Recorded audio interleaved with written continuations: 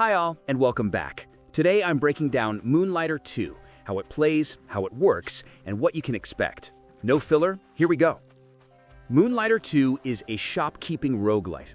You dive into different worlds to collect relics, and you bring everything back to town to sell in your shop. That gold fuels every upgrade you unlock, and that's the core idea behind it. A lot of the moment-to-moment loop is what you'd expect from a modern roguelite. You enter a run, clear rooms, and pick your route on a branching path map. Each node tells you what's coming next: a loot room, a perk room, a blacksmith, or a mini-boss.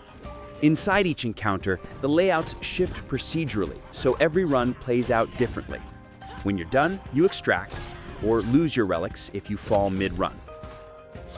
What actually makes Moonlighter 2 different is the economic layer. Your shop isn't a small extra system. It's the part that decides how quickly and how effectively you progress the game. If you price items well, you earn more gold. If you earn more gold, you upgrade faster, unlock more systems, push deeper into the vaults, and repeat. So the dungeon loop and the shop loop constantly feed into each other, and your progression speed depends on how well you manage both.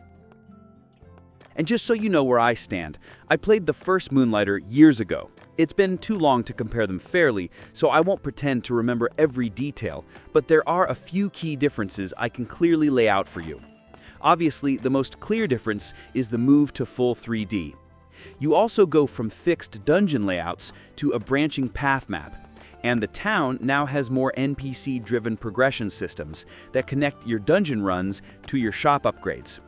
And compared to the first game, Moonlighter 2's shop simulation side is not quite as deep or influential yet in early access. Many upgrades and progression still rely more heavily on dungeon loot than on shop sales. Once you're inside a run, your build comes from two layers. First, you choose a weapon type: swords, greatswords, spears, or gauntlets, each with its own basic combo and a unique special attack. And you always carry a gun as your secondary weapon. It charges automatically as you deal melee damage, giving you a ranged option when you need space. Movement stays simple: dodge, reposition, and use traps in the room for extra damage. The second layer is where the actual variation comes in. Combat perks sit directly on top of your basic attacks. Some add status effects, some modify your specials, and some trigger bonuses after enough hits. They only last for the run you're on, and they're what shape the rhythm of your build. This is the closest equivalent to special moves in this game, and it's what makes each run feel different. As you collect relics, your backpack becomes a small puzzle. Some items boost value, some protect others, and some transform depending on how you place them. So part of your run is arranging your haul in a way that earns the most gold back home. In Tresna, the town is where all permanent upgrades happen. One NPC crafts weapons, another upgrades potions and health, another researches relics, another improves shop perks, and another sells decor that changes customer behavior. Your shop expands with more display cases, decor that boosts value, and temporary perks during sales.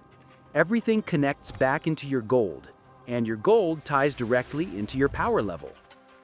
The early access version includes multiple biomes, the branching path system, the expanded town progression, the shop loop, and the new 3D style. More areas and story updates are planned as development continues. So if you want a roguelite where your upgrade speed depends on how well you manage your shop, and where dungeon runs and economic decisions directly impact each other, Moonlighter 2 is worth a look. Let me know which weapon type you'd run with. I'm curious how people shape their builds. That was it. If you like videos that don't waste your time, please consider liking and subscribing.